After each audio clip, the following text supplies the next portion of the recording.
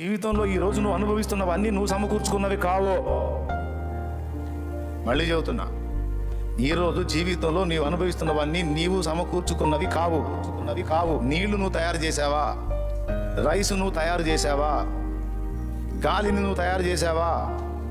భూమిని కదలకుండా నువ్వు స్థిరపరిచావా? ఆకాశం వర్షించేటట్టు నువ్వు చేశావా? చెప్పు బాబు. చేయలా. అన్నీ ఆయన చేసింది.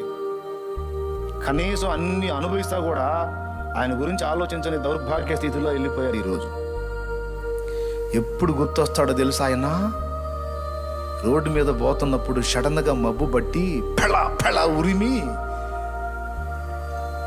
పటపటలాడుతా పిడుగులు పడుతుంటే చూడు ఒక మూల. అప్పుడు గుర్తొస్తాడు, నా నెత్తిన పడిద్దేమయ్యా దేవుడా దేవుడా దేవుడా దేవుడా దేవుడా. అటుపక్క ఢామ్ అంటే అసలు ఇటు సౌండ్ పెరుగు, దేవుడా దేవుడా దేవుడా దేవుడా. ఎరా ఇప్పుడు గుర్తొచ్చానరా?